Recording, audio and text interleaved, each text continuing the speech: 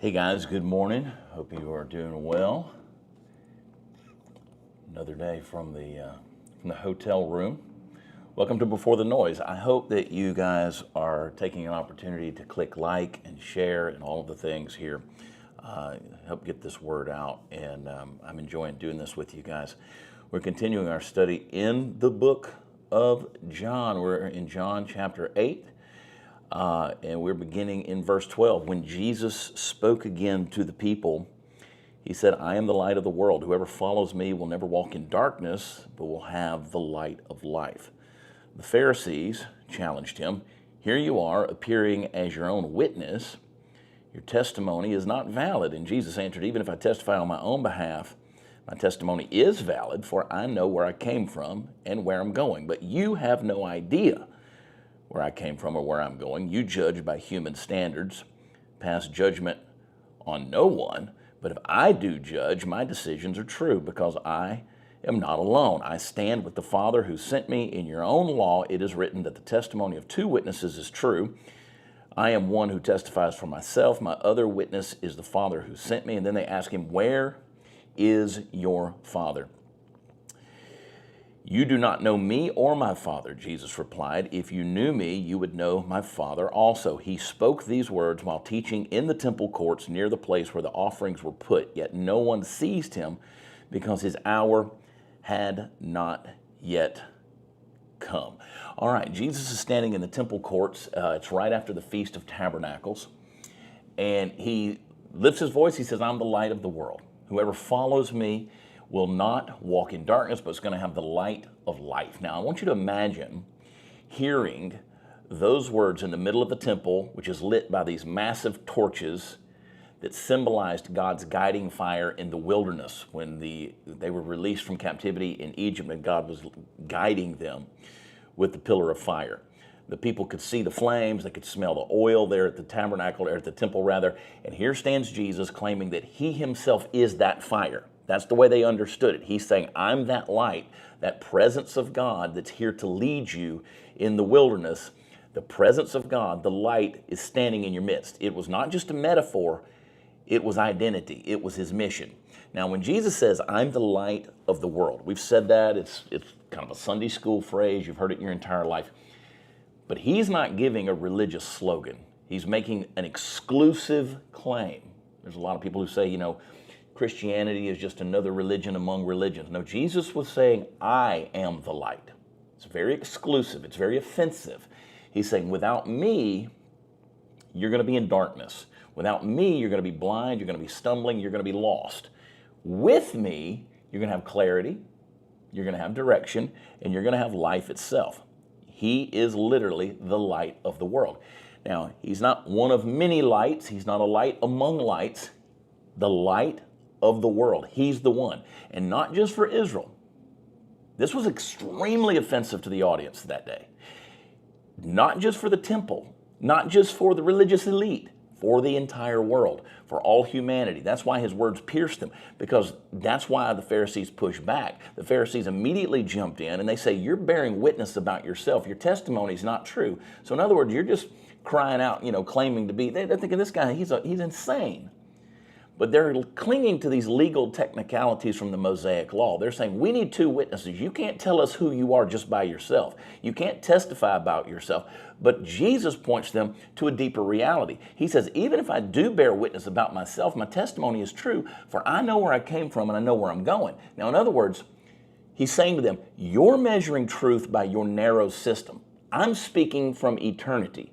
I'm outside of the realm of your rules.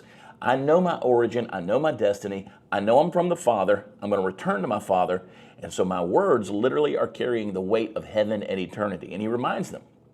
He says, the Father who sent me bears witness too. Two witnesses, me and my Father, and he says, yet you still don't recognize him. Now they got to be scratching their heads, they got to be angry, and Jesus tells them, he says, you judge according to the flesh. That's the problem. Fleshly judgment without discernment is based on appearances, on externalities, on surface level things. We look at the credentials, we look at the resume, we look at the status, we look at what's written on paper. That's what they were doing. But Jesus is saying, I'm not bound by your categories. My judgment is true because I don't judge alone. I judge in the perfect unity with the Father. Now, the Pharisees, these teachers of the law, they're blinded by their own system. They can't see that the very God that they claim to serve is standing in front of them. They understand that that's what he was declaring and that's what he was saying, but they can't recognize. They don't have the eyes to see that. They can't see the light of the world. See, that is the tragedy of religion without light. It builds walls, it clings to rules, it can quote the scripture, says all the right things, dresses the right way, but it misses the living word that's made flesh. Now, the promise for us, though, is absolutely stunning when you think about it, because Jesus says, whoever follows me, listen to me, folks, whoever follows me will not walk in darkness, but will have the light of life. How many of you feel like you're walking in darkness today? All of us, to some degree of shadow, feel like we're walking in darkness. That darkness means confusion and deception and fear and sin and tragedy and despair. Every one of us are feeling that in these days. But Jesus is saying, my light is going to bring clarity, it's going to bring truth, it's going to bring freedom, it's going to bring joy, and it's going to bring life. Who doesn't want that? This is not just the light around you. This is not just the effervescent, light in the world that, No, he's talking about a specific light of life that's inside of you, a lamp that's burning inside of your soul. He says, you come to me, that light that I am is going to shine out of you, through you. And that's going to be a flame that the world cannot extinguish. So to follow Jesus, and this is what a lot of people are discovering right now in these days, to follow Jesus is to step out of the shadows and step into the light, his light. It's to see reality clearly. Wouldn't you like to do that? It's the ability to see who God is, and it's the ability to see who you are in light of who God is, what the world is really about, the nature of sin, the nature of redemption. You see clearly, the light of Christ is not simply to expose sin, but to reveal life and to illuminate the path of hope and holiness. That's good news. So I want you to live this out. I want to live this out. And there's a couple of things we need to do. First of all, acknowledge the darkness. You don't have the light by just denying that there's darkness out there. You can't walk in the light if you deny the darkness. Be honest about the places of confusion or sin or the fear in your life. Be honest about it. It's Psalm 139, search me, O God, and know my heart. See if there's any offensive way in me. The first step into the light is confession in regards to the darkness. The Pharisees couldn't do that. They didn't see that they were in the dark. Secondly, I want you to fix your eyes daily on that light. Look at the light. The light is Christ. Just as Israel followed that pillar of fire in the wilderness to know where they were going, we've got to follow Jesus today. That means we're getting in the scripture every day. We're fixing our mind on his words. We're letting his truth light our decisions. We're not going to navigate life by instinct or culture or what the headlines or the news feeds say. We're going to navigate by the light of Christ. Third thing is I want you to practice truth in every relationship. Every relationship that you have, I want you to practice truth. Walking in light means no hidden agenda, no secret bitterness, no half-truths. If you're walking in half-truths or untruths, and a half-truth for a whole truth is an untruth. You need to remember that for the rest of your life. You can't walk in the light. You got to be honest. You got to forgive quickly. You can't let bitterness rise up in you. You got to live transparently. John later on would write, if we walk in the light as he's in the light, we have fellowship with one another. The light is all about restoring community. Fourth, you got to shine for others. The light is not just for you. When you walk in the light, your life becomes a lamp for others stumbling in the darkness, which means courage to speak truth, courage to stand for righteousness, courage to love when others hate. Jesus said elsewhere, you're the light of the world. You are the light of the world. There's a transition there. So his light has the ability to shine through you. So John's telling us that nobody arrested him in that moment because his hour had not yet come. But one day his hour would come. And on that cross, as Jesus died, the light of the world seemed to flicker out. Darkness would fall at midday, the scripture says, yet on the third day the light broke through again. The resurrection proved once and for all that the light cannot be overcome. So folks, you don't have to stumble in darkness today.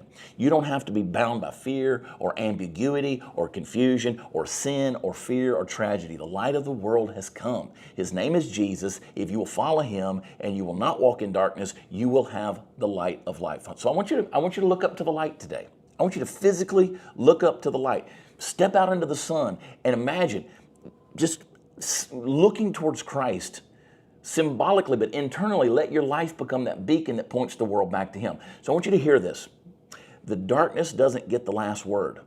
The darkness doesn't get the last word. Not in your life, not in this world. Jesus is the light of the world who has overcome the darkness. And when you follow him, you carry a flame that no storm can snuff out. You might stumble, but you're not going to be lost. You might feel pressed, but you will not be overcome. The light has come. The darkness can't overcome it. So I want you to walk boldly. I want you to walk joyfully. I want you to walk with confidence and step out of the shadows into his brilliance. Let his light be the fire in your heart that guides you, the lamp to your path. The one who stood in the temple and declared, I'm the light of the world, is the same one who now shines in you, and that light's going to lead you where you need to be in life.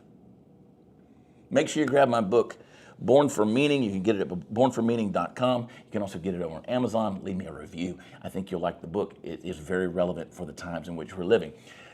Thank you for spending a few sacred minutes with me today. Before the noise, my prayer is that you will walk into whatever comes next, not empty but filled, not rushed but rooted, and not reactive but renewed. So take a deep breath. God, the light is already ahead of you. I will see you tomorrow, same place, same peace. Before the noise, I love y'all. God bless.